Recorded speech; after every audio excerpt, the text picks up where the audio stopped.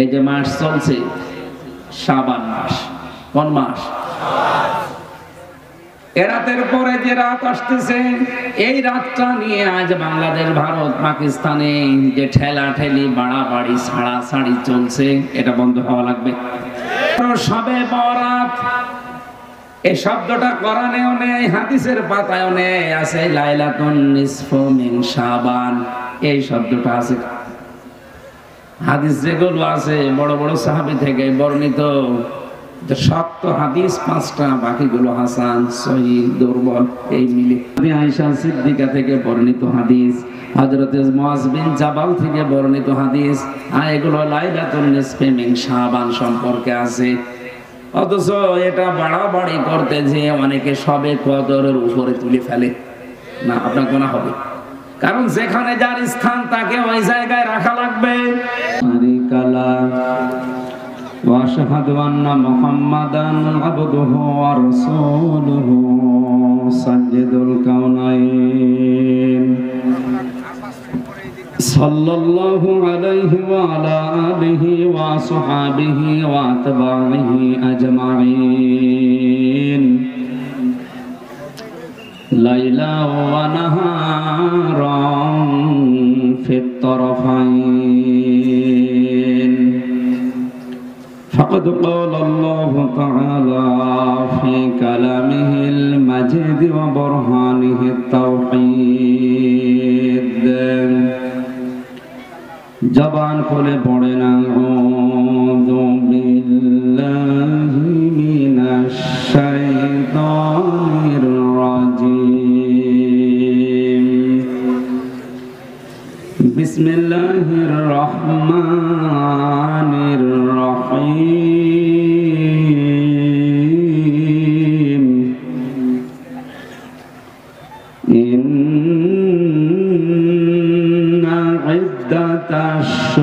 الشهور عند الله اثنا عند الله الاثنا عشر شهرا في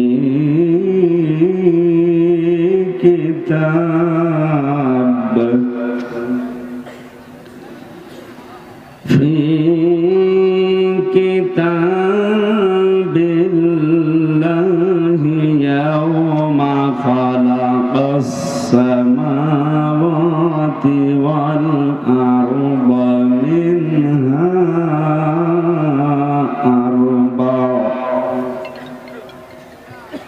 منها أربعة حرم ذلك الدين القيم فلا تظلموا فيهن أنفسكم وقاتلوا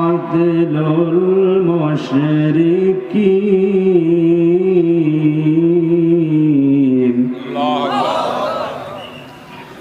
وقاتلوا المشركين كافة كما يقاتلونكم كافة واعلموا أن الله مع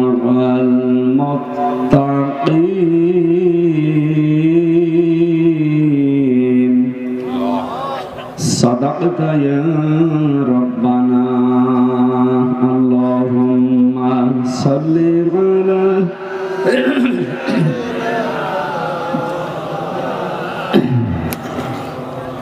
وعلى آل سيدنا مولانا খেয়ে না খেয়ে দিন প্রচারের কাজে নিজেকে দিয়ে সবিলিয়ে তায়েফের কাফেরেরা দুষ্ট ছেলেদের পিছু দিল নিয়ে, পাথরের আঘাতে ক্ষত বিক্ষত হয়ে সারা শরীর থেকে রক্ত ঝরে। হে রাসূল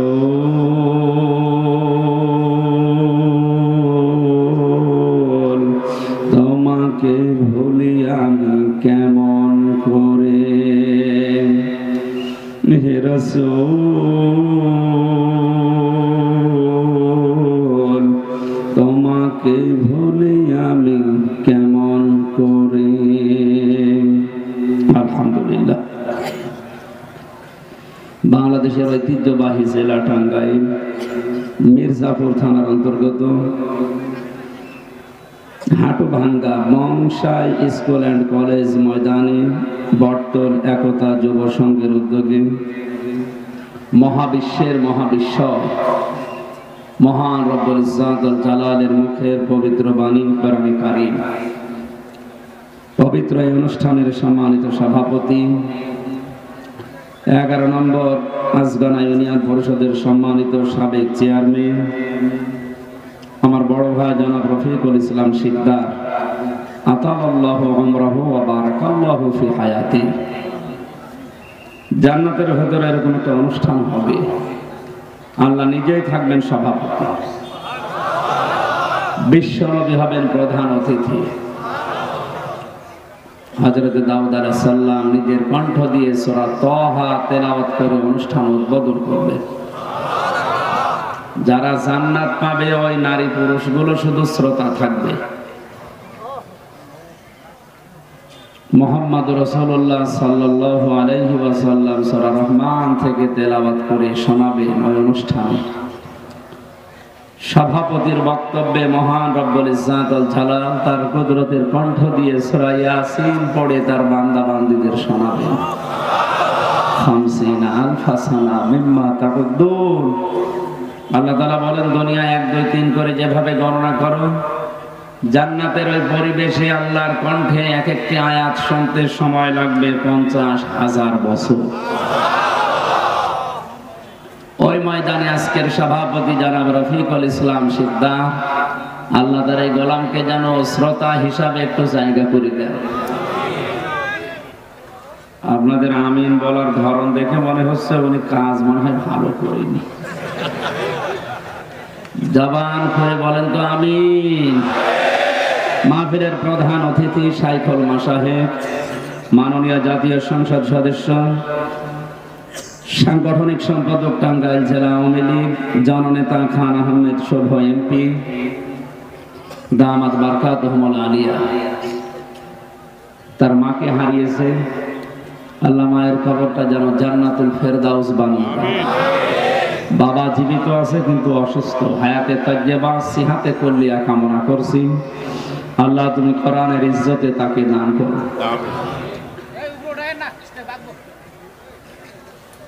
এই মাহফিলের অন্যান্য যারা উপস্থিত আছেন, অনেক মানুষের নাম এখানে দেখতে পাচ্ছি। এখন যত মানুষের নাম দিয়েছে, এতে একটা করে দোয়া করতে গেলে আধা ঘন্টা লাগবে। এক শিক্ষক ক্লাসে প্রবেশ করে এক ছাত্রকে বলছে, গোট বানান কর। বলছে, sir ABCD FGH IJK LMN OPQRST UVWXYZ কি করে? এর ভেতরে আছে, আপনি বানান করিনি। আমি একেবারে এ থেকে জেড পর্যন্ত বলে দিলাম, আপনি GDD এটা বানান করিনি। এত মানুষের নাম এখন বলা আর দোয়া করা আসলে অনেক বিশাল ব্যাপার। আমি একবারে দোয়া করে দিলাম, ওরা ফানা লাকা যিকরাক। এই মানুষগুলোর সম্মান শুধু আল্লাহ, শুধু দুনিয়া না, মরণের পরেও যেন দান করে। বিশেষ করে অতিথি হিসাবে যাদেরকে আপনারা নিয়ে এসেছেন, এখানে আলোচনা রেখেছেন হাফেজ মাওলানা মুফতি সাইফুল্লাহ রহমানী, হাফেজ মাওলানা রাসেল মাহমুদ সহ অন্যান্য উলামা ইকরাম, সামনে বসা মুসলমান ভাইরা, পর্দার আড়ালের সম্মানিতা মা এবং বোনেরা, প্রশাসনের ভাইরা, প্রাণপ্রিয় টাঙ্গাইলবাসী, মহান রব্বুল ইজ্জত ওয়াল জালালকে ধন্যবাদ জানাচ্ছি, যিনি আমাদের জীবনে এরকম একটা নিয়ামত দিলেন। যে শ্বাস প্রশ্বাসে নিঃশ্বাসে নেকি হচ্ছে। আল্লাহ পাক বলে মাইদিতা আদানা রব্বুকুম, তোমার রব ঘোষণা দিচ্ছে। এলাকার চেয়ারম্যান যিনি, আওয়াজ করে কেন? কথা বলা যাবে না ভাই, এমনিতে ইশারায় কথা বলবেন, কথা বলবেন না। বসে না, স্বেচ্ছাসেবক নেই, বসিয়ে দেন, কিন্তু কথা বলবেন না ভাই, দাঁড়িয়ে থাকে থাকুক, কথা বলবেন না। এলাকায় কোন ঘোষণা দিতে হলে তিনি তার পেয়াদাকে মাইক দিয়ে, হ্যান্ড মাইক দিয়ে বলতে থাকে, বলেন একটি ঘোষণা। এটা ওই পেয়াদা বা যে দায়িত্বে আছে তার নাই, চেয়ারম্যানের ঘোষণা। আল্লাহ নিজে মনে হচ্ছে মাইক হাতে নিয়ে দুনিয়ায় নেমে পড়েছেন। ওয়াইদা আদানা রব্বুকুম, হে নবী আপনার রব যেন ঘোষণা দিচ্ছে মাইক হাতে নিয়ে, যে একটি ঘোষণা। বলেন সুবহানাল্লাহ। আল্লাহ নিজে ঘোষণা দিচ্ছে, লাইন শাকারতুম লাযিদান্নাকুম। পৃথিবীতে কোন বান্দা বান্দি যদি আমার নিয়ামত পাওয়ার পরে শুকরিয়া আদায় করে, আমি আল্লাহ এটা তার জীবনে বৃদ্ধি করে দেই।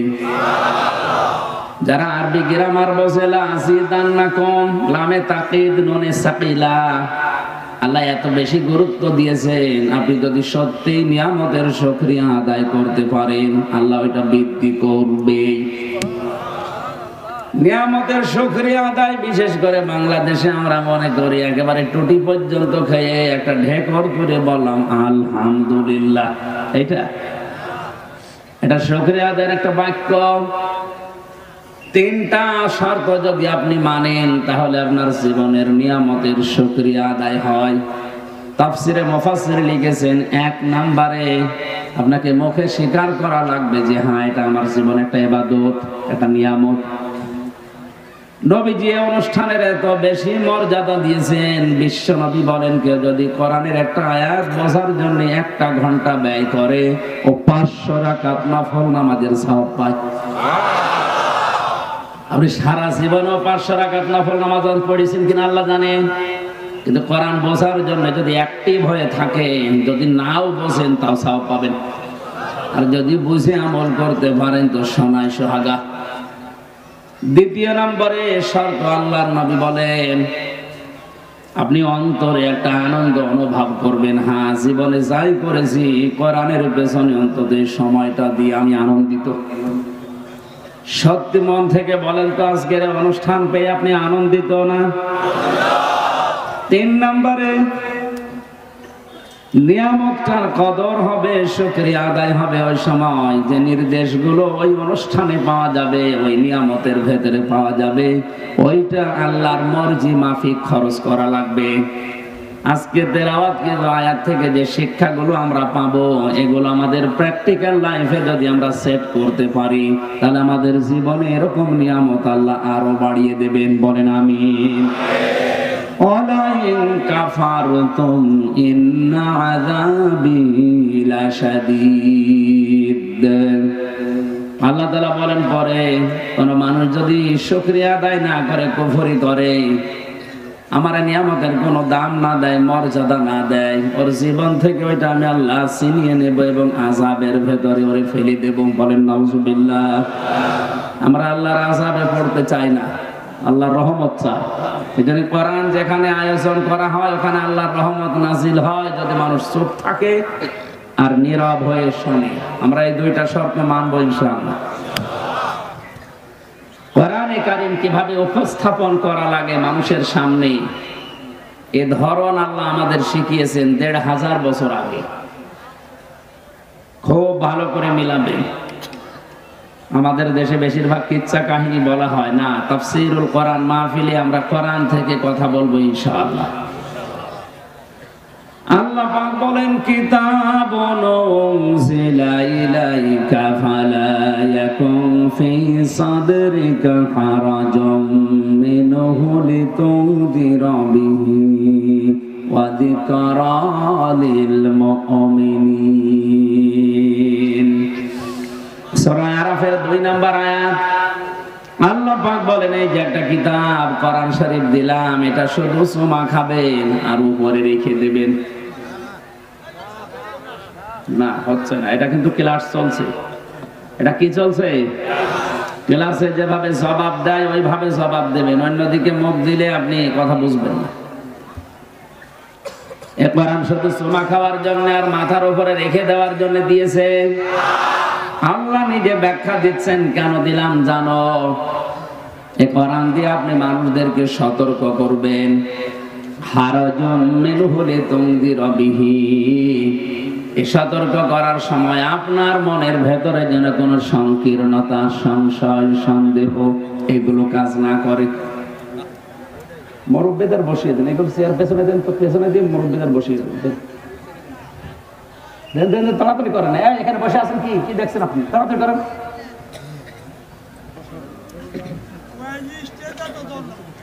এমনিতে সময় কম আমাদের।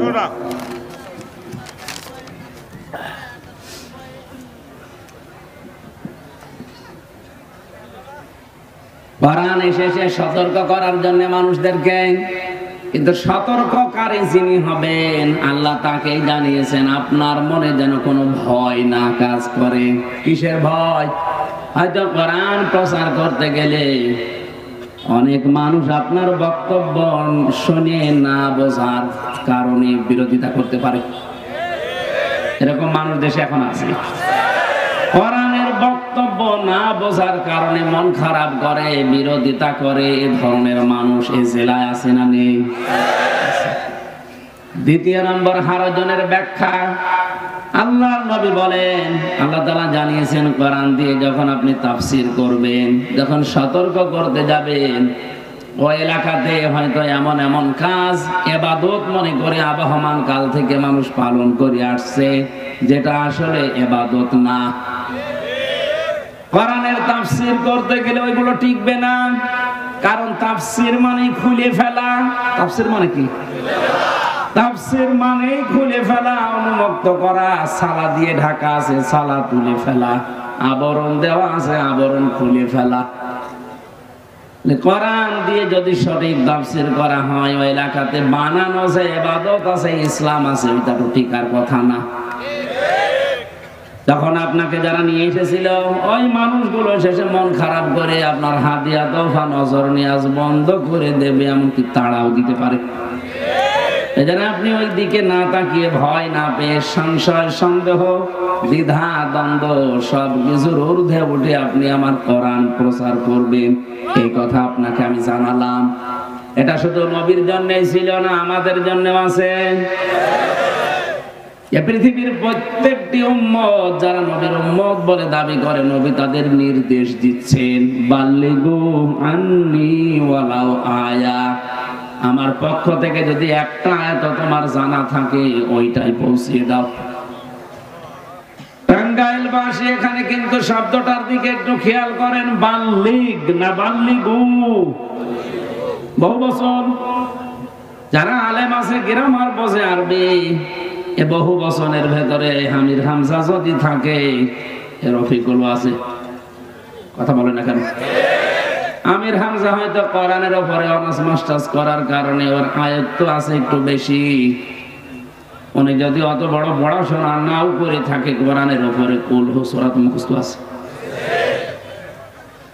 ওনার আজকে থেকে এই দায়িত্ব যদি জানা থাকে, কুল হু আল্লাহু আহাদ, ওইটাই যেন আর একজনের কাছে পৌঁছিয়ে দেয়।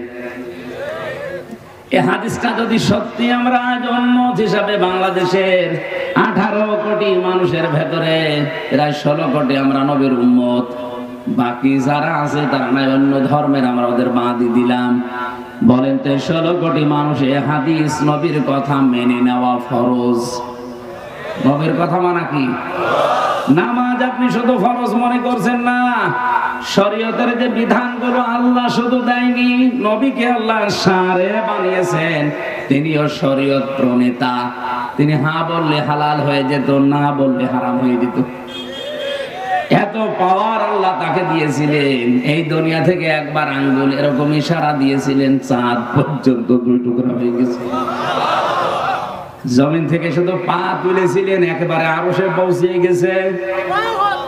এত বড় পাওয়ার যে লোকটার, তিনি হালাল বলে দিলেন তামাম দুনিয়ার মানুষের জন্য, ওইটা হালাল হয়ে গেছে।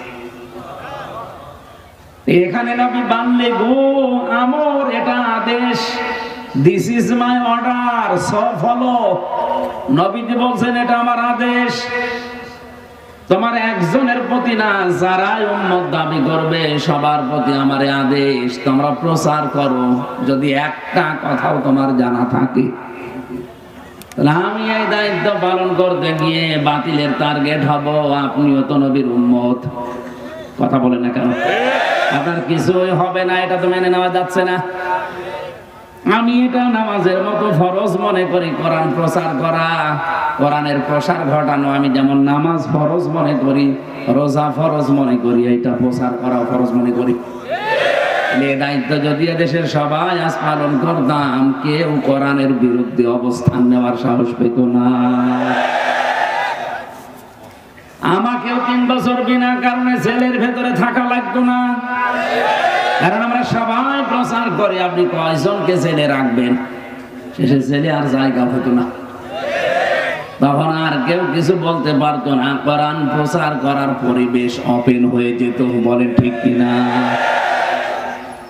এই জন্য আমাদের উচিত হচ্ছে কোরআনে কারীম যে যতটুকু জানি, কারো দিকে তাকিয়ে না, কে রাজি হবে কে বেজার হবে, যাক আমি তাকাবো আল্লাহর দিকে, কারণ কোরআন সবার জন্য। হাদা বায়ানুল লিন্নাসি ওয়া হুদাও ওয়া মাউইযাতুল লিল মুত্তাকিন। আল্লাহ সূরা আলে ইমরানের 138 নম্বর আয়াতে জানিয়েছেন, একটা কিতাব, এটা বায়ান, বক্তব্য। দুনিয়ায় যদি কেউ বক্তব্য শুরু করে, সে যেন কোরআন দিয়ে বক্তব্য দেয়। আমরা এমন এমন বক্তব্য শুরু করি যেটা কোরআনে নেই, হাদিসে নেই, যার ভেতরে মিথ্যা পরিপূর্ণ। কারণ মান ক্বালা বিহি সাদাকা, যারা কোরআন দিয়ে কথা বলে এদের কথাই শুধুমাত্র সত্য কথা। এই হাদিসের বিপরীত দিকে তাকান, নবীজি বলেন মান ক্বালা বিহি সাদাকা, যারা কোরআন দিয়ে কথা বলে এরা সত্য কথা বলে। সুতরাং এই কোরআন বাদ দিয়ে যারাই কথা বলবে, সে যেই হোক ও মিথ্যাবাদী। হ্যাঁ, কথা বলা লাগবে।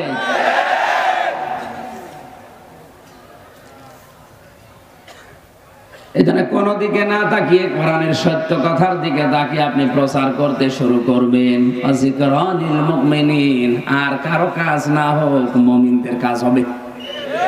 কে বলছে? মুমিনদের কাজ হবে। আযাক্কির ফাইন্না যিকরা তানফাউল মুমিনিন। হে নবী আলোচনা করেন কোরআন দিয়ে, যাদের ভেতরে ঈমান আছে তাদের উপকার হবে। কি হবে উপকার? তাদের ঈমানটা বাড়বে। ইন্নামাল মুমিনুনা আল্লাযীনা ইযা যুকিরাল্লাহু ওয়াজিলাত কুলুবুহুম ওয়া ইযা তুলিয়াত আলাইহিম আয়াতুহু যাদাতুহুম ঈমানা ওয়া আলা রাব্বিহিম ইয়াতাওয়াক্কালুন। আল্লাহর দৃষ্টিতে, এদিকে তাকান, আল্লাহর দৃষ্টিতে সত্যিকারের মুমিন ওই লোকটাকে বলা হয় যার সামনে আল্লাহর নাম উচ্চারণ হলে তাদের ভেতরে কেঁপে ওঠে। না জানি আল্লাহর বক্তব্য আমার বাস্তব জীবনে, প্র্যাকটিক্যাল লাইফে আবার মেলে কিনা। যখন দেখেন না মিলছে না, তখন ভেতরে ঝালঝালা পয়দা হয়ে যায়, তাদের অন্তরাত্মা কাঁপে, কেঁপে কেঁপে ওঠে। যাদাতুহুম ঈমানা, কোরআনের তেলাওয়াত যখন শুনে, এর মর্মবাণী বলছে, তাদের ঈমান যা আছে আরো বেড়ে যায়। কোরআন শুনলে মানুষের ঈমান বেড়ে যায়। এই কথা বলছে কে? কোরআন শোনার পরে ঈমান বাড়বে তাদের, যে ঈমান আছে। আর যার ঈমান নেই, ওর ঈমান বাড়বে কি করে? এ কোরআন নবীজি আবু জেহেলের সামনেও পড়েছিলেন, আবু বকরের সামনেও পড়েছিলেন। দুইজনের নামের আগে আবু আছে, কথা বলেন না কেন? এক আবু জেহেল কোরআন শুনে ওর শয়তানি বেড়ে গেছে, আর একজন আবু বকর কোরআন শুনে ঈমান যা ছিল বৃদ্ধি হয়ে গেছে। ঈমান এত বাড়বে তাদের, ওয়ালা রাব্বিহিম ইয়াতাওয়াক্কালুন। আল্লাহ বলেন বাড়ি যাওয়ার আগে ওরা সিদ্ধান্ত নিয়ে যাবে, এখন থেকে পরিস্থিতি যত কঠিন হোক ভরসা করব আল্লাহর উপরে। কোরআনের আলোচনায় সবার মুগ্ধতা আসবে না, সবার চোখ দিয়ে পানিও আসবে না। সূরা মায়েদার 7 নাম্বার পারার 1 নাম্বার পৃষ্ঠার 1 নাম্বার লাইনের 83 নাম্বার আয়াতে আছে, ওয়াইদা সামিউ মা উনজিলা ইলার রাসূলি তারা আয়ুনাহুম তাফিদু মিনাদ দামি মিম্মা আরাফু মিনাল হক। হে নবী, আপনার মুখ থেকে যখন তারা শ্রবণ করবে কোরআনে কারীম, আর যাদের উপলব্ধি করার ক্ষমতা আছে, বোঝার মতো যোগ্যতা আছে, এর মর্মবাণীগুলো যখন যারা টের পাবে যে আমি কি বলতে চাই, আপনি লক্ষ্য করে দেখবেন ওদের চোখ দিয়ে বেয়ে বেয়ে পানি পড়ছে। কোরআনের আলোচনায় সবার চোখে পানি আসবে না। এটা বোঝার মতো যোগ্যতা যদি আপনার ভেতরে তৈরি হয় যে না, কি শুনলাম আর কি করেছি এতদিন। আমার মাঝে মাঝে কোরআন পড়তে গেলে মনে হয় আমাল হায়াতুদ দুনিয়া ইল্লা মাতাউল গুরুর বলেছেন আল্লাহ। পৃথিবীর মানুষেরা এই কথাটা কোরআনে বারবার আল্লাহ দিয়েছেন। হে পৃথিবীর মানুষেরা, দুনিয়ার জীবন কিন্তু ধোঁকা, খেলাধুলা, রং তামাশা, এছাড়া কিছু না। কে বলছে? এই আয়াতটা সেই জন্মের পর থেকে, সেই 6.5 বছর বয়স থেকে তো পড়ছি, এই 33 বছর বয়স পর্যন্ত বহুবার পড়েছি। কিন্তু জেলখানায় এই বন্দি জীবনে ফাঁসির এই সেলের ভেতরে 3টা বছর 24 ঘন্টা এই আয়াতগুলো পড়ে আর এক রকম স্বাদ পেয়েছি। আল্লাহ তাআলা যে বলেন দুনিয়ার জীবন যে ধোঁকা, খেল তামাশা, রং তামাশা ছাড়া কিছু না, আসলেই বাস্তব। আরে ভাই, আমি আপনি এসেছি খালি গায়ে খালি পায়ে ন্যাংটা হয়ে, কথা বলেন না কেন? আবার যাওয়াও লাগবে খালি পায়ে একেবারে ন্যাংটা হয়ে। যে কাপড়টা সাথে দেবে ও কয়দিন পরে পৌঁছে যাবে। কি নিয়ে আমরা কি করছি? মাঝখানে 60, 70, 80 বছরের একটা জীবন পেলাম, খেলাম দিলাম, বিয়ে করলাম, সন্তান জন্ম দিলাম, আনন্দ ফুর্তি, শেষ কি হলো বলেন? আমি এরকম হায়াত যদি 1000 বছর মনে করেন পেলাম, 1000 বছর আমি ক্ষমতায় থাকলাম, মরণের পরে আল্লাহ যদি আমার দিকে তাকিয়ে বলে যা জাহান্নামে যা, আমি 1000 বছর কেন 1 কোটি বছর বেশি, আমার লাভ কি? মানুষের জীবন তো সফল ওই লোকটার,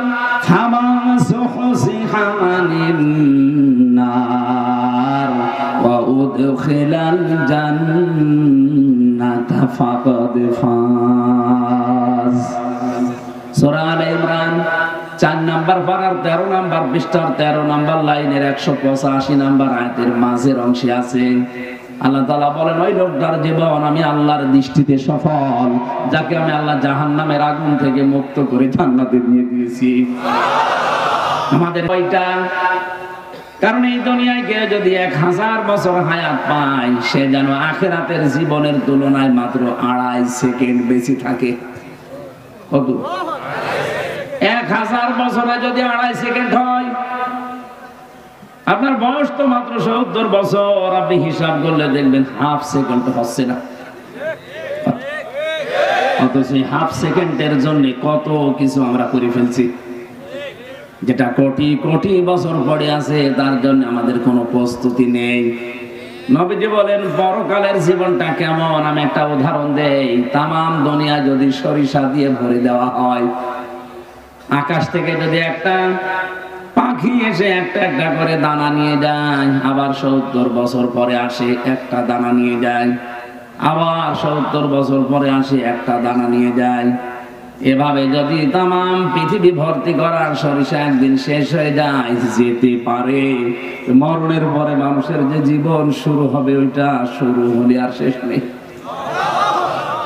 এটা আমরা বিশ্বাস করি, কথা বলেন না কেন?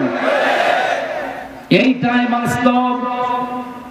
কত মানুষ আমার সামনে থেকে জেলখানা থেকে মৃত হয়ে বের হয়ে গেল, আমি অত বের হতে পারতাম, কারণ যে অবস্থায় আমাদের রেখেছিল, আমার মনে হয় ওভাবে যদি এমনিতেই কোরআন হাদিসের জ্ঞান ছিল আর কোরআন ছিল সামনে, একটা ধৈর্য ছিল, এই কারণে অনেকেই ঠিকই আছে। যাদের সামনে এগুলো নেই, এই পরিবেশে যদি বিচ্ছিন্ন করে দুনিয়া থেকে 3 বছর না কাউকে যদি 3 দিনও রাখে, ওই এমনিতে পাগল হয়ে যাওয়ার কথা। এদিকে 3.5 হাত, এদিকে 2.5 হাত, কবরের চাইতে একটু বড়। 24 ঘন্টা যদি আপনাকে তালা মেরে রাখে, বলেন তো কোন কঠিন অবস্থা দাও, বাইরে সব বিচ্ছিন্ন, দুনিয়া বলে আছে আমাদের মনে নেই। এই হচ্ছে পৃথিবীর জীবন। এজন্য ইমানদার যারা আসবে তাদের সামনে কথা বলতে হলে এই কোরআনে কারীম দিয়ে কথা বলা লাগবে, নির্দেশ আল্লাহর। আল্লাহ পাক বলেন ফাযাক্কির মাইয়া খাফু ওয়াঈদ।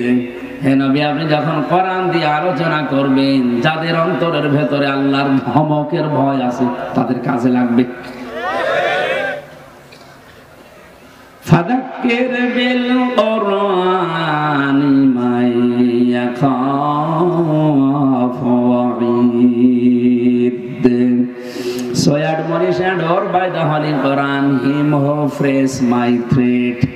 কোরআন দিয়ে কথা বলবেন, যাদের অন্তরে আল্লাহর ধমকের থ্রেটের ভয় আছে, দেখবেন তাদের কাজ হচ্ছে।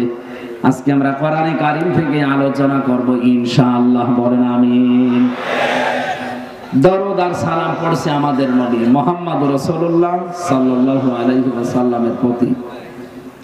এই যে মাস চলছে শাবান মাস, কোন মাস?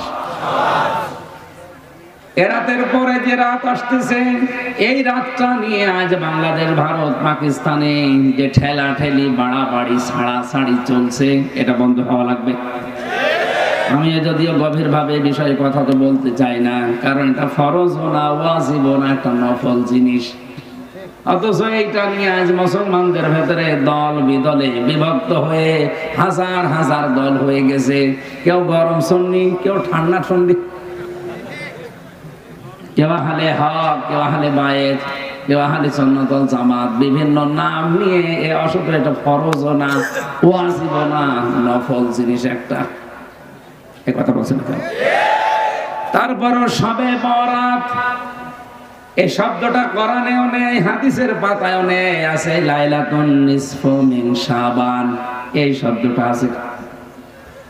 হাদিস যেগুলো আছে বড় বড় সাহাবী থেকে বর্ণিত, শক্ত হাদিস 5টা, বাকিগুলো হাসান, সহিহ, দুর্বল, এই মিলে।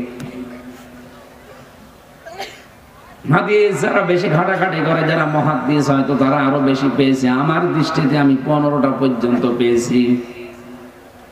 এর আগে যেগুলো পেয়েছিলাম সনদ মতন নিয়ে অত ঘাটাঘাটি করতে পারি নাই।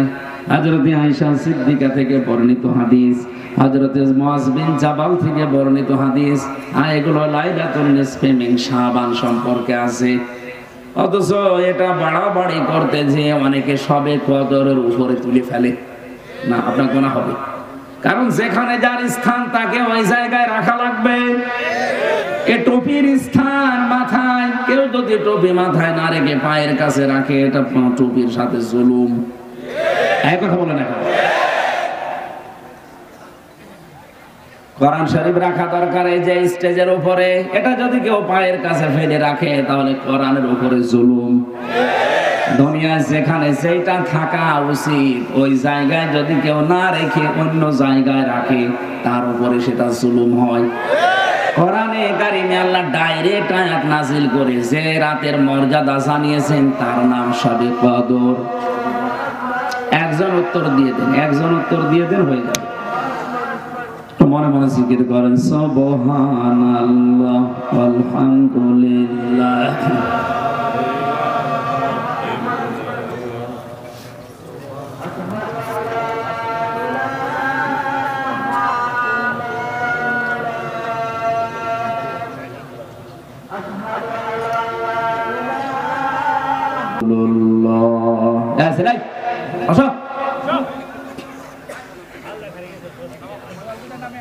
বাড়াবাড়ি করতে গিয়ে আমরা যেন শবে বরাত নামে যেটা চলছে, এটা যেন শবে কদরের উপরে উঠে না যায়।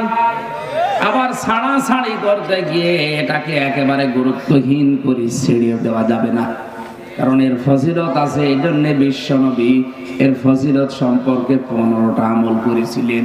কয়টা? হযরতে আয়েশা থেকে বর্ণিত, তিনি বলেন, আমি শাবান মাস আসলে দেখতাম বিশ্বনবী অন্য মাসের তুলনায় বেশি বেশি রোজা রাখতেন। আর যারা সবে বরাত করে হালুয়া রুটি খাওয়ার জন্য ব্যস্ত হয়ে আছেন, ওরা মাসে আপনি কয়টা রকম রোজা রাখেন বলে তো দেখি। আর এইটাই তো আসল সুন্নত এই মাসের। আপনি রোজা রাখার খবর নেই, কারণ এটা রাখলে কষ্ট হবে। এদিকে নেই হালুয়া রুটি খাবার আছে। বাংলাদেশ, ভারত আর পাকিস্তানের ইবাদত গুলো দেখলে আমার যা মনে হয়, ধারণা হচ্ছে খাবার যেখানে ইবাদত সেখানে। ইবাদত গুলো সব খাওয়া ভিত্তিক। এক কথা বলে না কেন? সবে বরাতে যারা খালি খাওয়া খাওয়া করে, সবে কদরে খাওয়া, সবে মেরাজে খাওয়া, পয়লা বৈশাখ নাম করে খাওয়া, বিশ্ব ভালোবাসা দিবসেও খাওয়া, এরপরে খাওয়া বানিয়েছে মানুষ মরে গেলে খাওয়া, জন্ম নিলে খাওয়া, মুসলমানিতে খাওয়া। খাওয়া ছাড়া রবিউল আওয়ালে খাওয়া, এই খাওয়া ছাড়া কি আছে একটা ইবাদত দেখা। আর খাওয়া যে কি করে লাগে অন্য জাতি না জানলেও মুসলমান ভালো করে জানে। আমার দাদা একটা গল্প বলতেন, এক মুসলমান, এক খ্রিস্টান আর এক ইহুদি, তিনজন মিলে গল্প করছে। হঠাৎ বলছে, ভাই খোদা লেগে গেছে, এক কাজ করি, দোকান থেকে কিছু রুটি নিয়ে আসি। 3টা রুটি নিয়েছে তিনজন। দোকানদার বলছে আরো একটা আছে, এটা ফ্রি দিয়ে দিলাম জান। তিনজন 3টা খেয়ে বলছে একটা রেখে দিয়ে লাভ কি, যেন সিঁড়ি খেয়ে ফেলি। খ্রিস্টান বলছে না, এখন তো খেলাম, গাছের নিচে এখন আমরা ঘুমাবো, যে স্বপ্ন দেখবে আশ্চর্য সে ওই রুটি খাবে। মুসলমান বলছে কোনো অসুবিধা নেই, ঘুমাও। ওরা যখন সবাই ঘুমিয়েছে, উঠে রুটি খেয়ে একেবারে আরামে ঘুমায়। খ্রিস্টান ওইটা বলছে কোথায়? বলছে এই তো, ওঠো, রুটি আমার ভাগ্যে চলে এসেছে। আমি স্বপ্নে দেখলাম আমার নবী হযরত ঈসা আলাইহিস সালাম প্রথম আসমানে আমার নিয়ে গেল, আমার সাথে কোলাকুলি করে বলছে, উম্মত তোর উপর আমি খুশি, ওই যে রুটি আছে তুই খা। আমার নবী যখন এত বড় উঁচু জায়গায় নিয়ে আমার সাথে বুকে বুক মিলিয়ে বলেছে, রুটি আমার, রুটি আমারে দিয়ে দেন। ইহুদি বলছে তোমার স্বপ্ন হলো, তুমি তো শুধু প্রথম আসমানের আমার নবী মুসা নবী আমার এই স্বপ্নে ডাক দিয়ে বুকে জড়িয়ে কপালে চুমা দিয়ে বলছে, উম্মত তোর উপরে আমি খুশি, ওই যে রুটি আছে তুই খাবি। আমি তো তোমার অনেক উপরে গেছি। যিনি মুসা নবী, হযরতে মুসা আল্লাহর সাথে কথা বলতেন, এত বড় কালিমুল্লাহ নবী, তিনি যখন নির্দেশ দিয়েছে রুটি আমার, রুটি আছে, এরা দুইজন মিলে মুসলমানকে তোলে, কিন্তু তো ওঠে না, সেই ঘুমাচ্ছে। ওরা যখন চিমটি দিয়ে তুলেছে, বলছে কি ঘুম ভাঙিয়ে দিলে? মানে ঘুম ভাঙাবো না মানে, রুটি তো আমাদের হয়ে গেছে। বলছে তোমাদের স্বপ্ন আমি ঘুমের ভেতরে শুনেছি, আমার স্বপ্ন জানো? তোমরা যখন ঘুমিয়ে বিভোর, আমি দেখি বিশাল এক দৈত্য দানব একটা মুগুর নিয়ে এসে আমারে বলছে, এই মুসলমান যদি বাঁচতে চাস রুটি খা। আমি বললাম না, আমি আমানতের খেয়ানত করি না। মুসলমান আমানতের খেয়ানত করতে পারে? আরো জোরে। আমানতের খেয়ানত বলতে আপনি কি বোঝেন? এখানে যারা আছে 100 জনের 99 জন অনেকেই বলবে আমানতের খেয়ানত মানে টাকা দিয়েছি 10,000, ওইটা ফেরত দেয় না, এটা আমানতের খেয়ানত। এটা তো একটা পয়েন্ট গেল। নবীজি বলেন কিয়ামত ওই পর্যন্ত কায়েম হবে না যখন আমানতের খেয়ানত করা একেবারে ব্যাপক হারে ছড়াবে না। অথচ পৃথিবীতে এখন সব চাইতে বেশি এটা চলছে। আমানতের সব চাইতে বড় খেয়ানত হচ্ছে যে চেয়ারে যে লোক বসার যোগ্যতা রাখে না, তাকে যদি জোর করে বসানো হয়, এটা বড় খেয়ানত। তাম দুনিয়া এখন সব চাইতে বেশি চলছে। যে যে চেয়ারে বসার যোগ্যতা রাখে না, জোর করে বসে অথবা বসানো হয়। আমরা এদিকে খেয়াল যদি না রাখি, হঠাৎ করে কিয়ামত কায়েম হয়ে গেলে আপনি কিছুই আর টের পাবেন না। অনেকে মনে করে কিয়ামত এখন 72 সালের পরে। কে বলেছে? কোরআনে কারিমে সূরা নাহলের ভেতরে আছে, হে নবী কিয়ামত কেমন ভাবে কায়েম করব জানেন? যখন আমানতের খেয়ানত ব্যাপক হারে ছড়িয়ে পড়বে। এই কাজটা যখন বেশি বেশি তামাম দুনিয়ায় চলবে, চোখের পলক মারতে যতটুকু সময় লাগে, কোরআনে এই শব্দটা আছে, চোখের পলক মারতে যতটুকু সময় লাগবে এরকম সময় দুনিয়া তছনছ করে ফেলবো। আর আমরা আশায় আছি কিয়ামত আসতে এখনো দেরি, সে ৭২ সাল পর্যন্ত খেয়ে নেই। মুসলমান বলছে না, আমানতের খেয়ানত আমি করব না। শেষে মগর আমার মাথার উপরে তুলে বলছে, যদি বাঁচতে চাস খা, নাই মারলাম। জীবন বাঁচানোর তাগিদে খেয়ে ফেলিস। খ্রিস্টান ডাক দিয়ে বলে, এত বড় বিপদ গেলে আমার ডাকতে পারলে না, ডাক কি করে? একজন আছে প্রথম আসমানের, একজন ষষ্ঠ আসমানে, আমি আশপাশে দেখি কেউ নেই। খাওয়া কি করে লাগে, কোন কায়দায় খাওয়া যায়, অন্য কোন ইবাদত যদি নাও বোঝে, এটা বুঝে ভালো। শাবান মাস আসলে নবীজি করতেন কি, আর আপনি কি করছেন? তেলাওয়াত কি আয়াতে ওই কথাগুলো আছে? মনোযোগ আছে আপনাদের? জবান খুলে কোরআনের সোনালী আয়াত পড়েন। আউযু বিল্লাহি মিনাশ শাইতানির রাজিম। বিসমিল্লাহির রহমানির রহিম। আল্লাহু আকবার। আমি তাফসীর আকারে কথা বলবো, খুব খেয়াল করে শুনবেন। বিশ্ব নবী পৃথিবীতে সর্বোচ্চ কথা বলেছিলেন কিন্তু মাত্র ২৭ মিনিট। আর আমরা ঘন্টার পরে ঘন্টা কথা বলে যাই, মানুষ শুনে যায়, কিন্তু মূল মেসেজটা নিতে পারে না, কারণ আমাদের কথায় কোনো মাল নেই। কথা বলে না।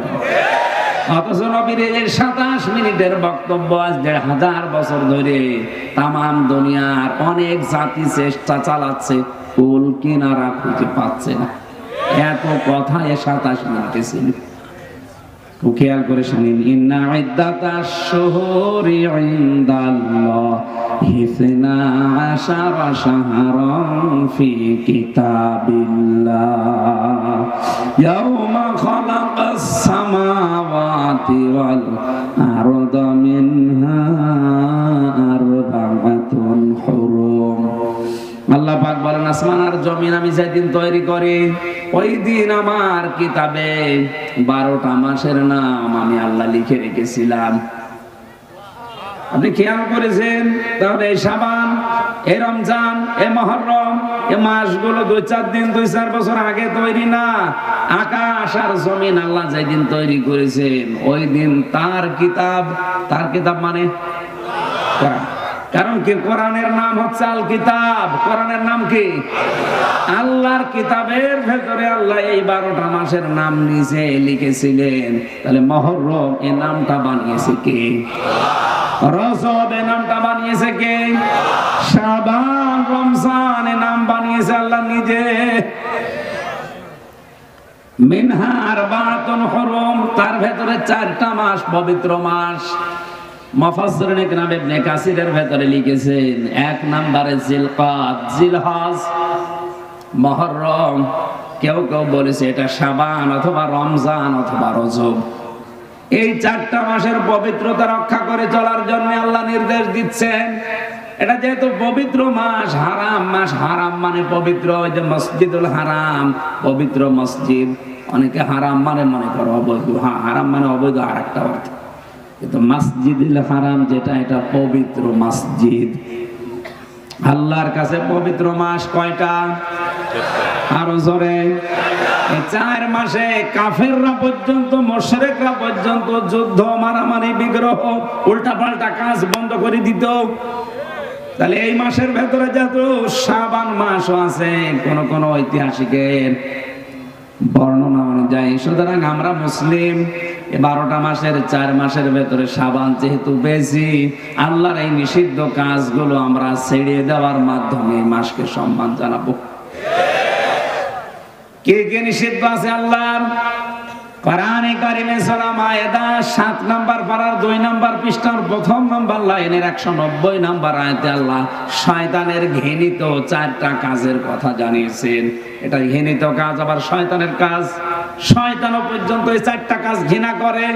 আমাদের বাংলাদেশে যদিও 4টা কাজ থাকে, ওগুলো রাষ্ট্রীয়ভাবে তুলে দেওয়া কথা, কিন্তু যদি না পারে, আর সরকার বাহাদুর আইন করছে, চেষ্টা চালাচ্ছে, কিন্তু পারছে না। আমি জেলখানায় দেখেছি 100 জনের প্রায় 60 জন তো হবে এই আয়াতের সাথে মিল আছে। আমি আয়াতটা আগে দেখি, মিলাই আপনাদের সাথে। ইয়া আইয়ুহাল্লাযীনা আমানু ইন্নামাল খামরু ওয়াল মাইসিরু ওয়াল আনসাবু ওয়াল আজলামু রিজসুম মিন আমালিশ শাইতান ফাজতানিবুহু লাআল্লাকুম তুফলিহুন।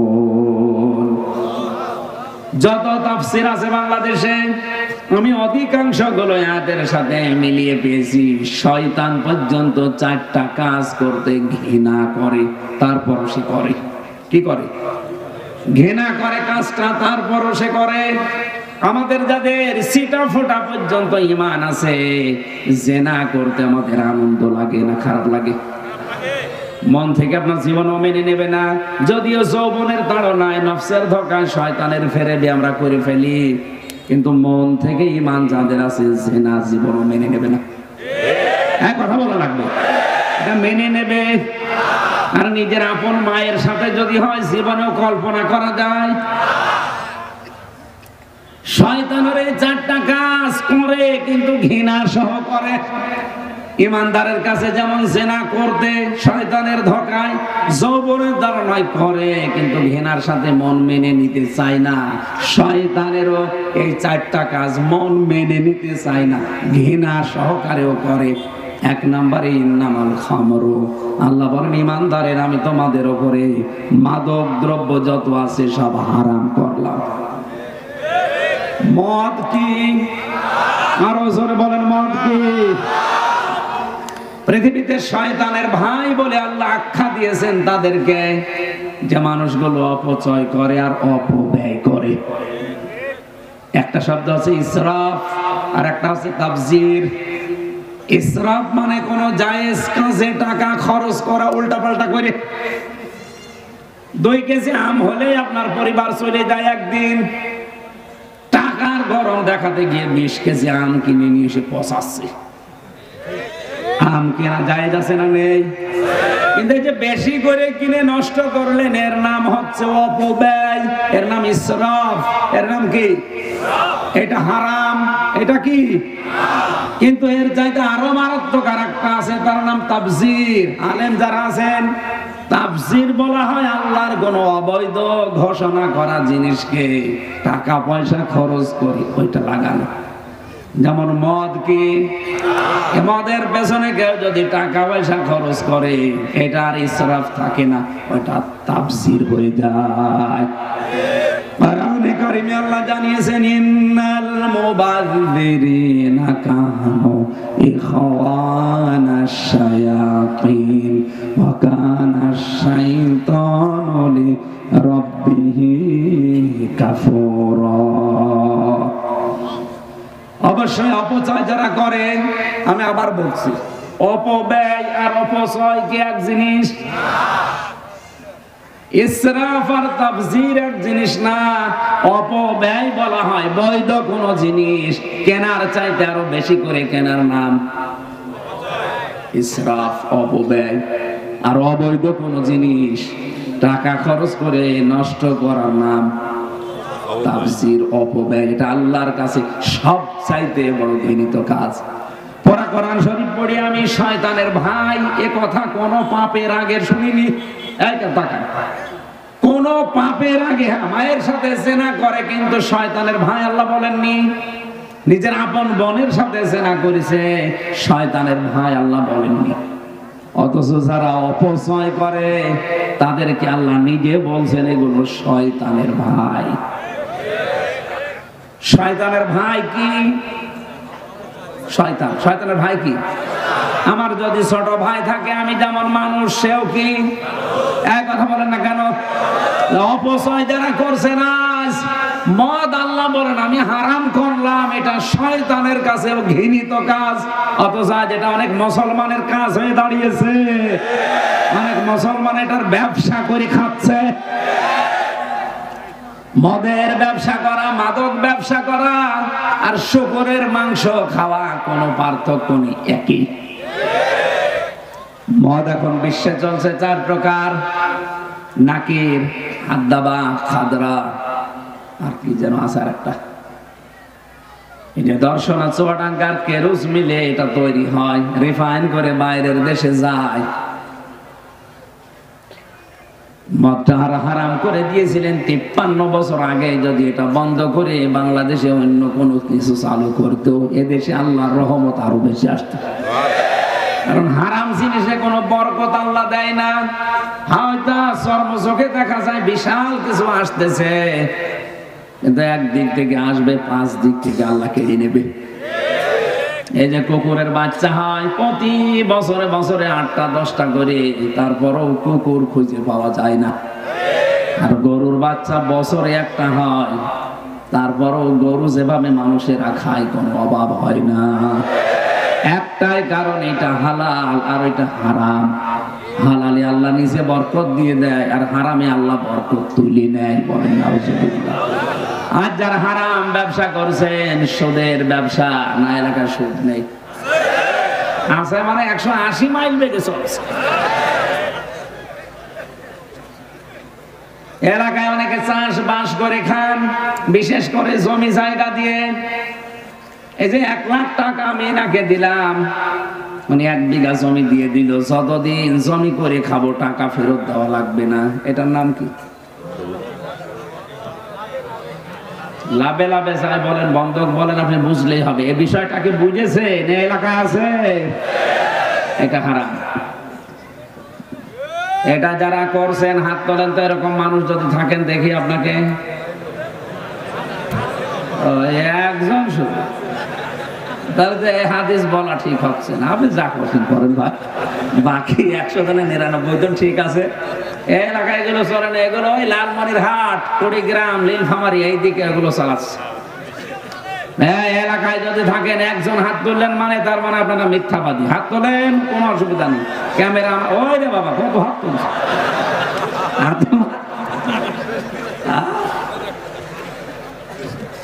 না, এই সেটারই বাদ দেওয়া লাগবে। ভাড়া দিতে পারেন আপনি জমি, কি করতে পারেন? ভাড়া দিতে পারেন। যেটা আছে ভাড়া দেওয়ার সিস্টেমে বলে হুজুর এটা লাভ নেই, বিনোদী কামি নেই। আরে ভাই, শয়তান তো আপনাকে হারাম জিনিস এমন সুন্দর করে রং চং মাখিয়ে দেখাবে, মনে হবে এইটাই সব। কিন্তু আল্লাহ যদি কোনো কাছের বরকত তুলে নেয়, তামাম দুনিয়া একদিক হয়েও কিছু পারবে না।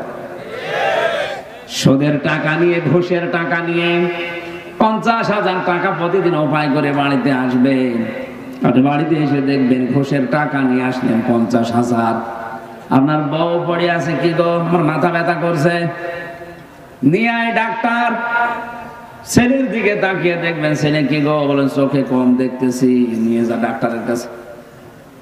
মেয়ের দিকে তাকাবেন, কি হয়েছে, বলেন চিনে ধরেছে, নিয়ে আয় কবিরাজ। তোমার কি হচ্ছে? আমার হুজুর নিয়ে আসেন, ছাড়া লাগবে। এই যে 50,000 টাকা অবৈধ ভাবে নিয়ে আসলে, এখন ডাক্তারকে, কবিরাজকে, হুজুরকে টাকা দিতে দিতে 50 নিয়ে এসেছিলেন, টাকা লাগছে আরো 20,000 বেশি। এটা যে বেশি লাগবে কেন জানেন? সূরা তাহা 16 নম্বর পারা, কোরআন বিশ্বাস করেন তো? সূরা তাহা 16 নম্বর পারা, 19 নম্বর পৃষ্ঠা, 13 নম্বর লাইনে 24 নম্বর আয়াতে 124, ওমান আরাদা আন যিকরি ফাইন্না লাহু মাঈশাতান দানকা ওয়া নাহশুরুহু ইয়াওমাল কিয়ামাতি আ'মা। আল্লাহ পাক বলেন, আমার আইন বাদ দিয়ে, আমার নিয়ম নীতি বাদ দিয়ে কেউ যদি উপায় করে হারাম ভাবে, আমি আল্লাহ ওর জীবনটা সংকীর্ণ করে দেই। ওর আয় উন্নতিতে কোনো বরকত থাকে না। চর্ম চোখে দেখে, কিন্তু না, আসলে ওটা বরকত না। ওর জীবনে আমি কোনো শান্তি বলতে যেটা রাখি না, কারণ শান্তি আমি আল্লাহর নাম। শান্তি কার নাম? সালাম। সালাম কার নাম? শান্তি দেওয়ার একচ্ছত্র মালিকানা আমি আল্লাহর, ওইটা তুলে নেই। এই যে দমকা ওর জীবন হয়ে যায় ছোটখাটো সংকীর্ণ, বাঁচতে মনে তখন আর চাই না। সবচাইতে বড় ক্ষতি হবে ওর, ওলা হাসুরুহু ইয়াউমাল কিয়ামাতি আমা। লোকটা যখন মরণের পরে কিয়ামতে উঠবে তখন চোখ থাকবে না, অন্ধ হয়ে উঠবে। এজন্য হারাম ইনকাম যারা আছেন, সে সুদের বলেন, ঘুষের বলেন, আরে মদের ব্যবসা, ইয়াবা ডাইলের বাবার ব্যবসা করছেন যারা, থামেন।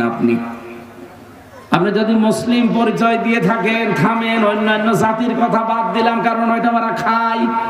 কথা বলে না কেন? আরে ভাই, আপনি তো হিন্দু না যে মদ খাবেন, আপনি তো খ্রিস্টান না যে মদ খাবেন।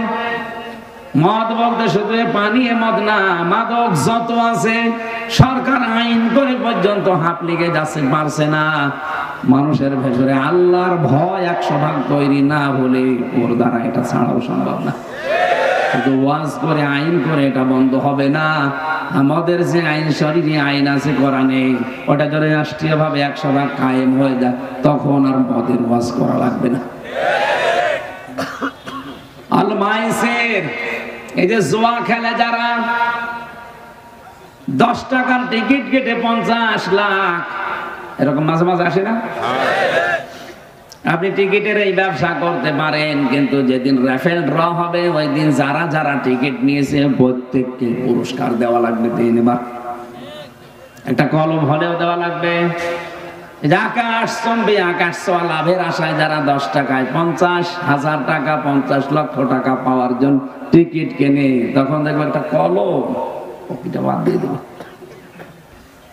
3 নম্বরে যারা মূর্তি পূজা করে, 4 নম্বরে যে মানুষগুলো ভাগ্য নির্ধারণের জন্য বিভিন্ন জায়গায় যান, এখান থেকে মুফাসসির ইকরাম জানিয়েছেন যে মানুষগুলো তাবিজ ব্যবহার করে, এটা শিরক। যারা হাত দেখায় গণকের কাছে, এটা শিরক।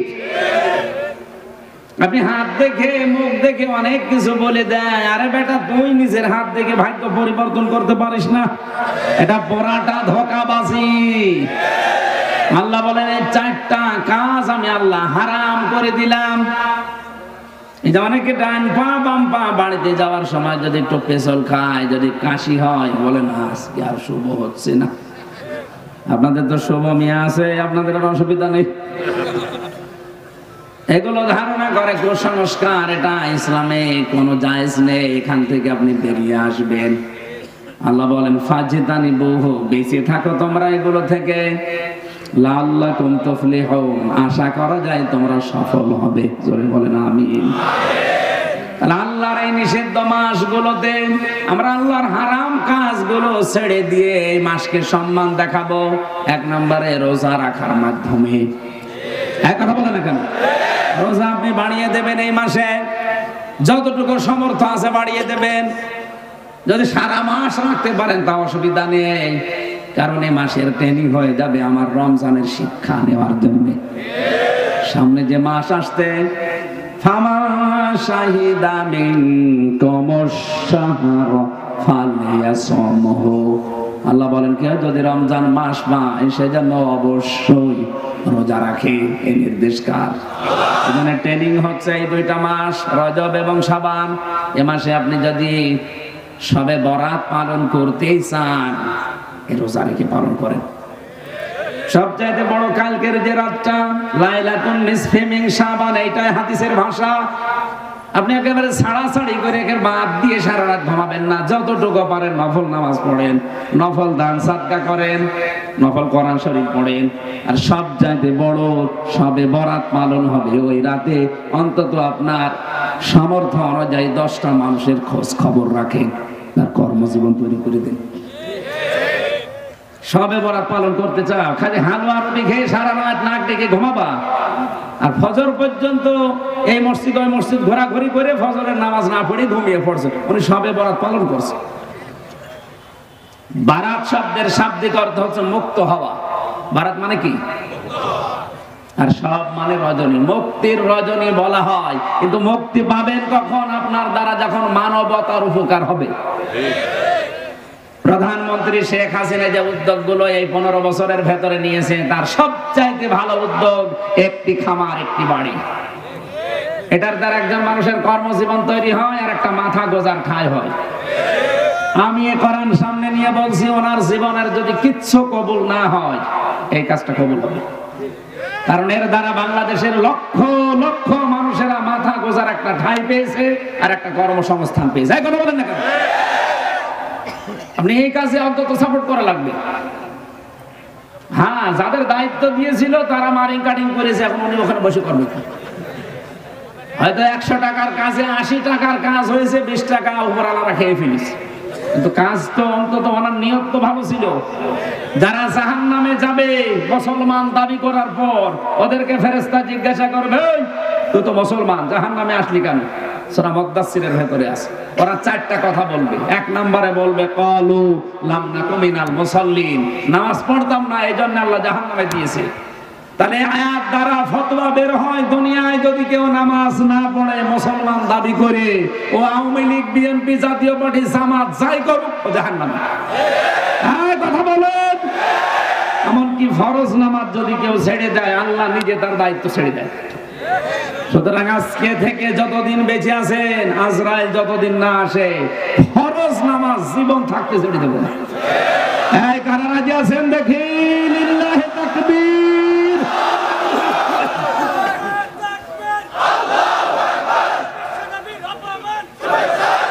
আলহামদুলিল্লাহ ভাই, ফরজ নামাজটা ছাড়বেন না, আল্লাহ নিজে আপনার থেকে মুক্ত হয়ে যাবে, বলবে যা তোরে ছেড়ে দিলাম। আল্লাহ যদি আপনারা ছেড়ে দেয়, কোন বাবা আপনারে বাঁচাবে বলেন তো?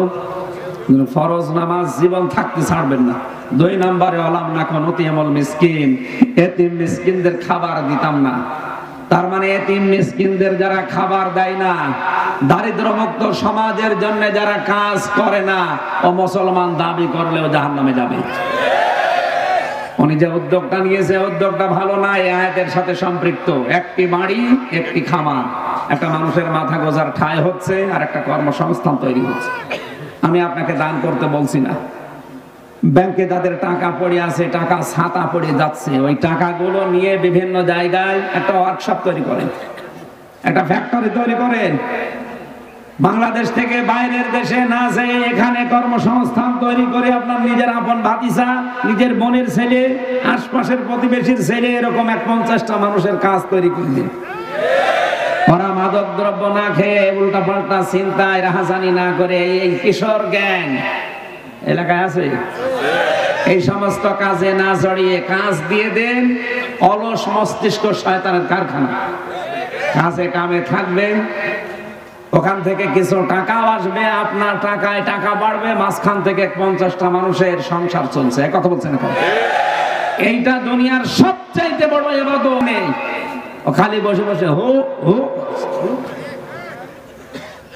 শাবান মাসের এই শিক্ষাটা নিতে পারেন না?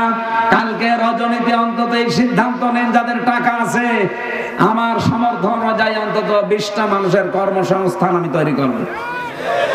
50টা অন্তত রিক্সা কিনে 50 জনকে উপহার দিয়ে বলবো, এগুলো চালাও, প্রতি মাসে মাসে আমার এই টাকা দিয়ে দিবা।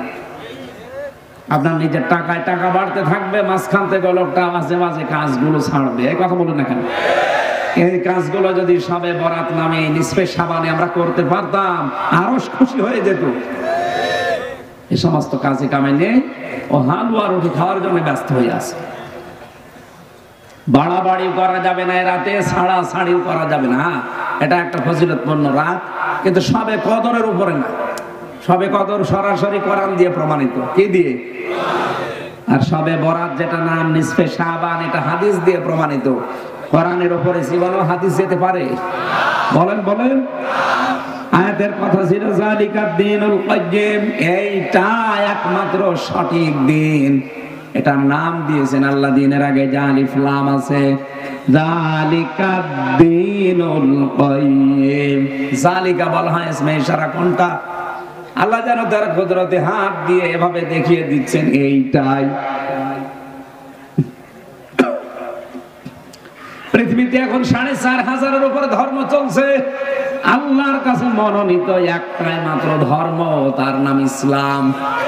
এখানে আমরা অন্তত দুনিয়ায় কিছু যদি না পাই, ওই হয়তো খ্রিস্টানদের মতো একটা আশা আমাদের আছে যে আমরা ইসলাম পেয়েছি। আমাদের নাম, আমরা মুসলমান, আমাদের নাম কি? সুতরাং নিজেদের উপরে নিজেরা জুলুম করো না। এই হারাম মাসে হারাম কাজ করে, হারাম মাসে হারাম কাজ মানে পবিত্র মাসে হারাম এই কাজগুলো করে আল্লাহর উপরে জুলুম করো না, নিজেদের উপরে। সুতরাং এই কাজগুলো যারা করছেন, এই যে চকলখড়ি করা, এক কথা ওর কাছে লাগানো, তালাতালি করা, এই কাজগুলো ছেড়ে দেওয়া লাগবে। সম্মানিত মা বোন যারা আছেন, আপনাদের ভেতরে রোগটা বেশি, এর কথা ওর কাছে লাগিয়ে তালাতালি করে সম্পর্ক নষ্ট করে দেয়। হ্যাঁ, কথা বলেন। মেরাজের ঘটনা পড়েছি সূরা বানী ইসরাইলে। নবীজি বলেন, আমি জাহান্নামের দিকে তাকিয়ে দেখলাম অধিকাংশ মহিলারা জাহান্নামী। জিবরাইলকে বললাম, এগুলো জাহান্নামে এসেছে কোন কারণে? বলে এরা শিরিক করতো, কুফরি করতো। নবীজি বলেন, জিবরাইল এরা কি কুফরি করতো আল্লাহর সাথে? ফেরেশতা বলেন, না হুজুর, এরা কুফরি করতো তার স্বামীর সাথে। আমার তো এই হাদিসটার ব্যাখ্যা পড়ে মনে হচ্ছে বাংলাদেশের 100 জনের 98টা মহিলা জাহান্নামে যাবে। কারণ আমি যে স্বামী, এইটাও স্বামী, স্বামী না এগুলো? মন থেকে বলতে বলেন তো, সারা জীবন আমরা ওদের জন্য ব্যয় করে দিলাম, মাথার ঘাম পায়ে ফেলে স্ত্রীর মুখে হাসি ফোটানোর জন্য চেষ্টা চালায় একজন স্বামী। সারা জীবনে যা চাইছে তাই পেয়েছে, হঠাৎ একটা সাবান যদি কম হয়ে যায়, বলে তোর বাড়িতে আসি নিচে, বলে কিছু পেলাম না। এই যে স্বামীর সাথে না শুকরিয়া কুফরি, এই কারণে অধিকাংশ মহিলা জাহান্নামে যাবে। এরকম বউ আছে কার? হাত তোলেন তো। মনে হয় হাদিস একজন শুধু। সম্মানিত মা বোনেরা, আমি জানি আপনাদের প্যান্ডেলে লোক ধরছে না মহিলারা, আগামী মাহফিল থেকে আর এরা আসবেন না, এ হুজুর নিয়ে এসেছে। আমি আপনাকে ভালোবাসি, আপনাকে বাঁচার জন্য বললাম। আজ আলেম বলেন, জালেম বলেন, সাধারণ মানুষ বলেন, হাজারো মানুষ জীবন শেষ করে দিচ্ছে ওর জন্য। সারা জীবনে যা চেয়েছে তাই পেয়েছে। শুধু একদিন একটু কাপড় কম হয়ে গেছে, তাও 1000 টাকা দিয়ে কেনার কথা ছিল, 700 টাকা দিয়ে কিনেছে। এই কারণে এমন কথা বলে মুখের উপরে, এর কাছে এসে জীবনে কিছু পেলাম না। আমি বলে ভাত খেয়ে গেলাম, অন্য কোনো মহিলা হলে চিড়েও খেত না। আপনার জীবনের পেছনে যা ছিল সব ধ্বংস হয়ে গেছে, সব শেষ। ফেরাউনের মতো এত বড় ভয়ঙ্কর, এত বড় জালেম স্বামী তো আপনার না। তারপরও ফেরাউনের স্ত্রী আসিয়া কোনোদিন স্বামীর নামে বদদোয়া দেন না। তিনি বলেছিলেন, আল্লাহ তুমি আমাকে বাঁচাও, কিন্তু আমার স্বামীকে আমি বদদোয়া দিতে চাই না। বলেন তো, এত বড় জালেম জানোয়ার স্বামী হাতের ভেতরে ব্রেক লাগিয়ে রাখবে, মাথার উপরে গরম তেল ঢেলে দিত আল্লাহর ইবাদত করার কারণে। এইরকম জালেমের বিরুদ্ধেও তিনি বদদোয়া করেননি। আল্লাহ নাজ্জিনি মিন ফিরআউনা, আয়াত হচ্ছে নাজ্জিনি, একালিপটা আনাছে, হে আল্লাহ তুমি আমাকে বাঁচাও, কিন্তু আমার স্বামীরে কিছু বলো না। সুবহানাল্লাহ বলতে পারেন না? হযরতে আসিয়ার জন্য আল্লাহ একমাত্র মহিলা যার জন্য আল্লাহ নিজে জান্নাতে ঘর বানিয়েছেন, এমনি স্বামীর কারণে। আরে সারা জীবন ঠিক আছে, একটা সাবান কম হলে বরদোয়া দেয়। ও মানুষ, ও মহিলাদের জীবনের মতো ওয়াজ শোনা শেষ করে দিল। আজকে বাড়িদার বলবে হুজুরের এলাকায় না আস না। সম্মানিত মা বোনেরা, আপনাকে আমি সত্যিই কোরআন সামনে নিয়ে বলছি, ভালোবাসি। আমি দেখতে পাচ্ছি কোরআন হাদিসের চোখ লাগিয়ে আপনি এই কারণে জাহান্নামী হয়ে যাচ্ছেন। নবীজি নিজে দেখে এসেছে, আপনি পাল্টাবেন। এই হারাম মাসে এই অপবিত্র কাজগুলো আপনি ছেড়ে দেন এই পবিত্র মাসে, তাহলে সম্মান দেওয়া হবে। আকাতিলুল মুশরিকিনা কাফাতান কামা ইউকাতিলুনাকুম কাফা। হে নবী, আপনি লড়াই সংগ্রাম করবেন মুশরিকদের বিরুদ্ধে সর্বাত্মকভাবে। ওরা যেমন তামাম দুনিয়ার মুশরিকরা জোট হয়ে মুসলমানদের বিরুদ্ধে লেগেছে। আমরা মনে করি ইহুদি, খ্রিস্টান, হিন্দু, বৌদ্ধ এরা না, সব ওরা মুশরিক, কারণ ওরা সবাই শিরিক করে। ওরা এক কথায় কি বলেন বলেন? এই ফিলিস্তিন থেকে শুরু করে সারা দুনিয়ার দিকে তাকান, এই ওই ঘরে এই মায়ানমারে সারা দুনিয়ার দিকে তাকালে যেটা বোঝা যাচ্ছে, তামাম দুনিয়ায় মুশরিকরা সব এক, সব এক, এরা মুসলমানদের বিরুদ্ধে অবস্থান নিয়েছে। সুতরাং এই হারাম পবিত্র মাসে এই কাজটা আমাদের করা দরকার ঐক্যবদ্ধ ভাবে। 57টা মুসলিম রাষ্ট্র প্রধান যারা আছে তাদের এই মুহূর্তে এই মাসের শিক্ষা এটা শাবান মাসের এসব শিক্ষা নেয় না, শুধু হালুয়া রুটি খেতে ব্যস্ত আছে। আজ যদি 57টা মুসলমান রাষ্ট্রের প্রধান যারা বলতো আমরা শাবান মাসের শিক্ষা, মুশরিকদের বিরুদ্ধে আমাদের সর্বাত্মক আন্দোলন, তামাম দুনিয়ায় মুসলমানের গায়ে হাত দিলে আমরা সব এক, এমনিতেই ফিলিস্তিন মুক্ত হয়ে যেত। কথা বলেন, ওয়ালামু, জেনে রাখো আন্নাল্লাহা মাআল মুত্তাকিন। যারা নিজের জীবনকে বেছে বেছে চালায় আমি আল্লাহ তাদের সঙ্গে আছি। আমার আজকে আরেকটা অনুষ্ঠান আছে আশুলিয়ায়, আমি আজকের মতো শেষ করছি। 5 মিনিট আছে, আর 8টা বাজতে আমি একটা মোনাজাত করবো 5 মিনিটে, এরপরে বিদায় নেবো। আল্লাহুম্মা আমিন। মাথা নিচু করেন, মাথা নিচু করেন।